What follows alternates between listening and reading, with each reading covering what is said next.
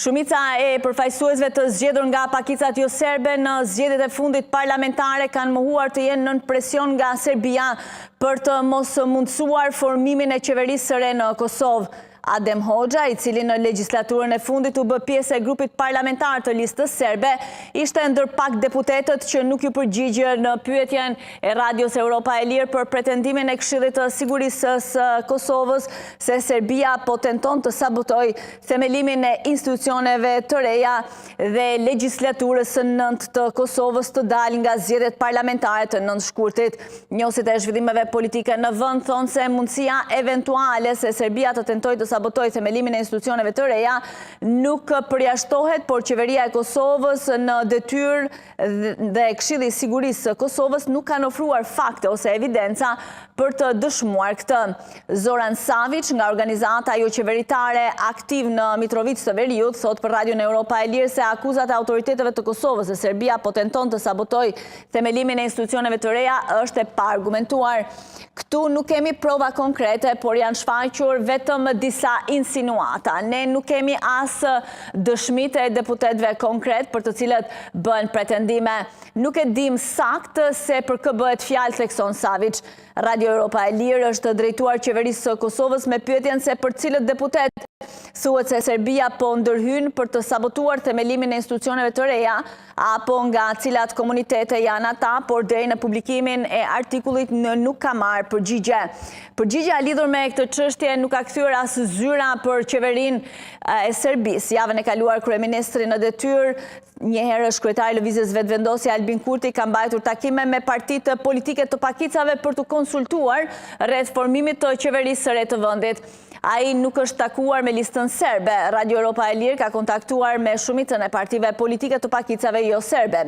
Fikrim Damka, kryetari i Partisë Demokratike Turke të Kosovës, e cila ka fituar 2 ulse në kuvend, thot për Radion Europa e Lirë se as ai e as bashkëpartiaku i tij, deputeti i zgjedhur Fidan Yilta, nuk kanë marrë asnjë telefonat, asnjë kërcënim dhe asnjë presion nga kushdo qoftë për të sabotuar konstituimin e kuvendit dhe formimin e qeverisë së re. Nuk e kemi dhe nuk do të pranojmë diçka të tillë edhe nëse vjen, jemi të pavarur dhe përfaqësojnë komunitetin turk, theksoi Damka.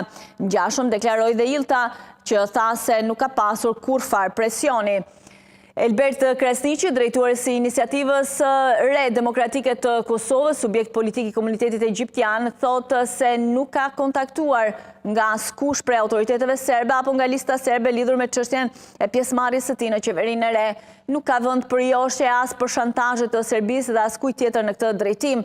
Unë jam për qeverinë Kurti 3 dhe punoj fuqishëm që kjo të realizohet së shpejti, theksoi Kresniqi, i cili është ende pjesë e qeverisë aktuale në detyrë të Kurtit. Edhe Emilia Rexhepi nga Partia e Re Demokratike, e cila përfaqëson komunitetin bosnjak, hedh poshtë çfarëdo lloj mundësie të kontaktit me autoritetet e Serbisë apo dhe listën serbe.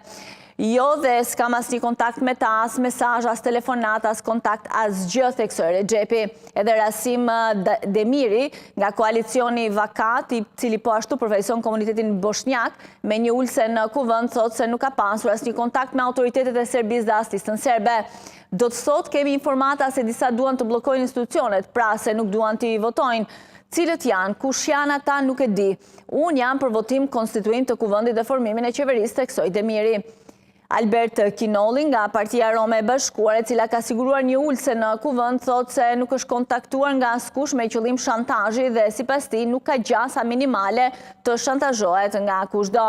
Asnjëherë nuk kam pasur asnjë bisedim me asnjë palë tjetër përveçse me njerëzit të cilët udhëheqin institucionet e Republikës së Kosovës, tha Kinolli, deputeti i zgjedhur nga Partia e Shkalinjve për Integrim.